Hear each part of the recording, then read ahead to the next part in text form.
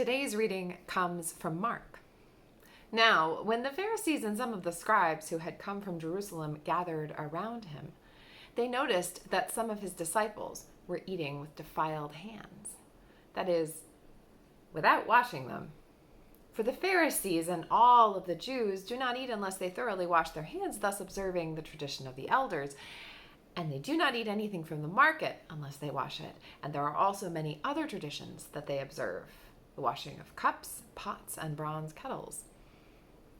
So the Pharisees and the scribes asked him, "Why do your disciples not live according to the tradition of the elders, but eat with defiled hands?"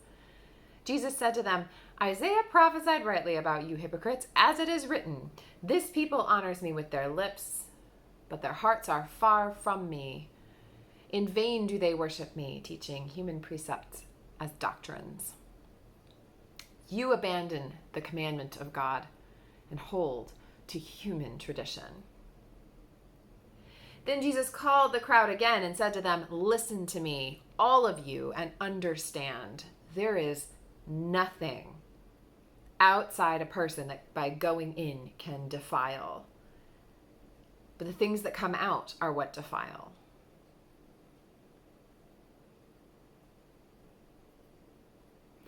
At my dental appointment a couple of weeks ago, I walked into the empty reception area. The sign said to please sanitize my hands, so I took a couple of squirts of the hand sanitizer they provided. A few minutes later, the hygienist came out to complete my COVID screening. And at the end, she motioned to the hand sanitizer, which of course I promptly used again, even though I hadn't touched anything, since we all know hand sanitizer doesn't count unless someone's witnessed it.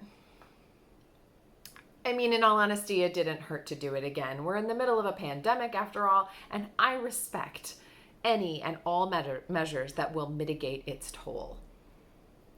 But logic would say my hands had just been sanitized, even though no one had witnessed it.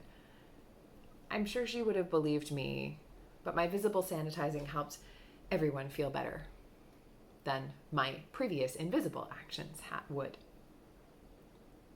Throughout this pandemic, we have naturally fixated on the things that are obvious and easy to control. Businesses, schools, churches, and other organizations have been hyper-focused on the visible, definable ways we can fight this pandemic. Some of which, like proper masking, have been proven to help, and some of which, like so-called deep cleanings, might help mitigate the spread of other viruses and bacteria, but don't do much about COVID, which is killed off by mere soap on surfaces, but can linger and travel in the air.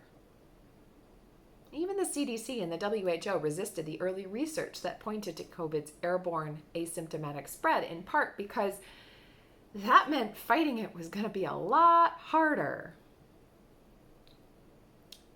The visible efforts that we make can make us feel safer because we like to check things off of lists. The problem is that if we've spent all our energy worrying about the visible, easy stuff, it's easy to feel like we've done enough, like there's nothing left to do. But we're told again and again that it's the invisible, hard to control stuff, the ventilation, the close contact, the eating indoors, that is contributing to spread. Now, I think hand washing is great. I'm happy people have become so aware again that basic hygiene is important for general health. So I have to admit that I am not really willing to support Jesus in what appears to be an anti-hand washing tirade.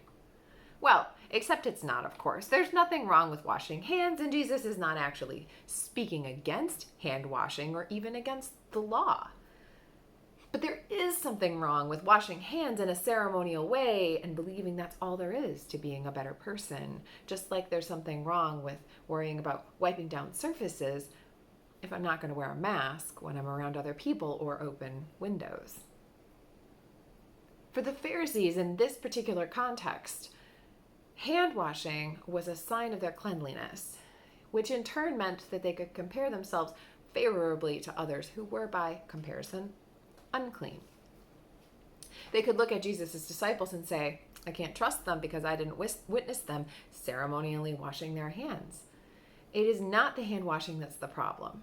or even the desire to follow rules that's the problem. It's following the rules so diligently that you miss why they exist in the first place.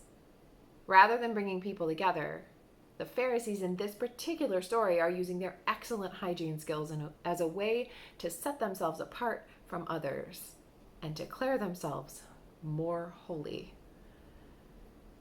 What the Pharisees are doing by washing their hands is useful and good, but they are using it as a means of setting themselves apart from others rather than as a way to include. They are not inviting the disciples to come and join in the cleansing. They are merely pointing at them and declaring them unclean. They are using this ritual to declare them outsiders rather than inviting them in. And surely we've all done it before. This story gives us an opportunity to think about the things we do that are performable, visible to others, that show we are good people, or allow us to feel like we're doing something. While at other points, we might also do things that undermine our best intentions to love our neighbors. It's easy enough, for instance, to speak out about injustice online, but are we taking action that leads to change? What are the ways in which we perform our cleanliness, righteousness, and godliness without backing it up with action? The other major piece of this story is that sense of uncleanliness, because many of us will separate ourselves from our communities because we believe we're not worthy of being a part of them. We're insecure about who we are or what we've done or what's happened to us in the past. But Jesus says there is nothing outside of us that can make us unclean. There's nothing that anyone can do to us that can ruin us or defile us or make us dirty or unworthy in God's eyes. That is super important. It is what comes out of us that is what can hurt a community, can defile ourselves and our neighbors. It's the way we react to the world around us, the way we reflect or stifle the beauty of God's image that is indelibly imprinted on our lives. Anxiety has been running high these days, and when we're anxious about something, it's often easier to fixate on something visible, something we believe we can change quickly, or something we can place blame on someone or ourselves for, rather than to deal with the problem at hand. It's something we all do individually at different points in time, but right now we're witnessing the destructiveness of that behavior when it comes out on a collective level.